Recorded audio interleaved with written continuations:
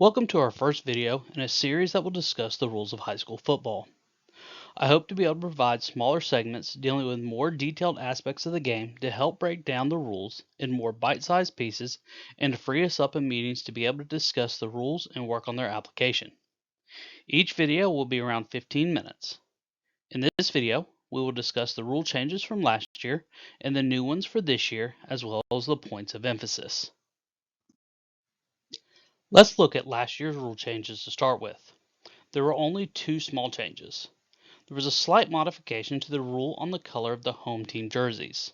The home team must have all the same color dark jerseys.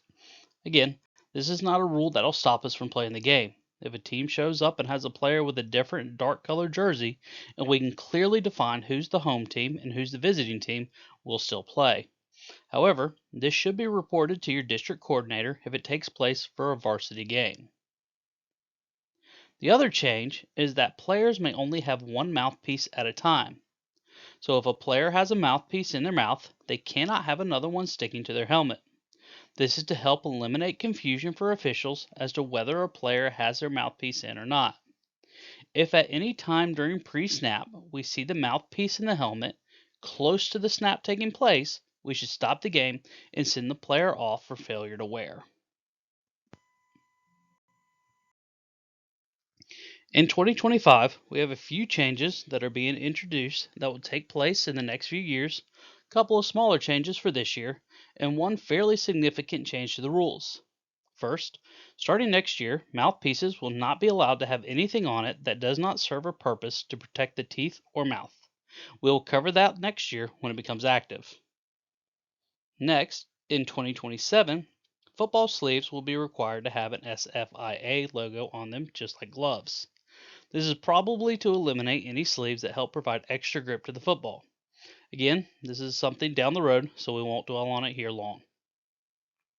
For this year, non-audio electronic devices that show still images can be used to relay information to players on the field. First and foremost, this does not allow for in-helmet communication devices or any type of audio devices used to talk to players on the field. Secondly, moving images and video cannot be used to relay information to players between the nines, even during dead ball situations. But now a computer or even a TV can be used to show a play call so long as it's a still image. Next, no video or audio recording devices can be worn and used by players. This includes earbuds, small cameras like GoPros, or anything that can relay back to a recording device. While they might be used during practices, if they are worn by players during the game, it is a foul for using illegal equipment and is an unsportsmanlike conduct foul assessed to the head coach. The biggest change for this year deals with fumbles. In high school, if a fumble went out of bounds, the ball would next be spotted at the place where the ball went out. This could allow for an offense to gain yardage and even a first down after losing possession of the ball. This has now been eliminated. A ball fumbled forward out of bounds now will be next spotted at the spot where the ball was lost. This means we need to really work on getting a beanbag as close as possible to the spot where the player loses it. We also need to beanbag fumbles in the backfield. However, if a fumble goes out of bounds behind the spot where it was lost, it will next be spotted at the point where it went out of bounds, just as it has in the past. Finally, more work is being done on cleaning up penalty enforcement. The rule that stated that illegal participation fouls for a helmet coming off or a player non-player coming onto the field and participating is no longer a spot foul. This will be a basic spot foul. Finally, we're going to cover the points of emphasis for 2025. First is illegally and improperly worn equipment. This has been a point of emphasis many times over the last 10 years. One of the biggest things that make this so hard for us is that it's not properly or consistently enforced at higher levels. Kids watch this and think that they can get away with it as well. Illegal equipment, such as jewelry or tinted visors, should not be allowed. Now, we don't want to be fashion police, so the necklace that a player might wear under his shoulder pads that I can't see is not something I'm going hunting for. And even if I think I see it, I might actually tell the player that I better not, otherwise it'll be a penalty. However, with visors, it's harder to hide tint. A visor must be completely clear to be legal. Umpires should be looking at this before the game and addressing it then. Second, equipment that is improperly worn requires us to send a player out of the game for at least one play. The biggest issue we deal with year after year is knee pads. We want to see pants pulled fully down and the knee pad touching the knee. If we have those requirements met, we have met the rule. Sometimes knee pads roll up during plays. Good officials should tell the player that they see it and that it needs to be fixed. With the way uniforms sometimes fit players, this might be a constant issue, but if the player is working with me, I'm happy. On the other hand, the player who we see intentionally pull up his knee pads needs to be sent off immediately. Mouthpieces are another issue, and because it helps prevent concussions, we need to make sure players are wearing them. If we can use preventive officiating to tell the player to get his mouthpiece in before the snap, then do it. If he doesn't, then send him off for one play. Other issues we have is the jersey not covering a backplate or shoulder pad.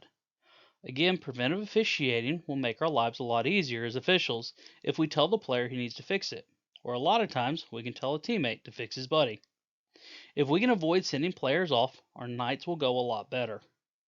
Now, if we have a team who simply refuses to comply with our requests, we have other options to use after sending players off fails to send a message. Again, if we are using these, we are going to have a long night.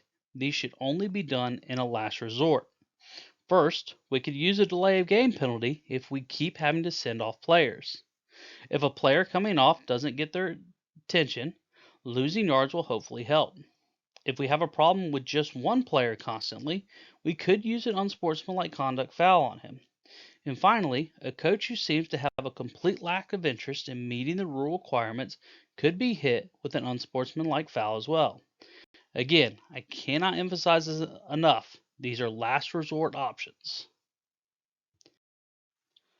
This leads into sportsmanship as a whole. The goal of high school athletics is to build the character of the student athletes. Unsportsmanlike conduct flies in the face of this. Football is a game of emotion.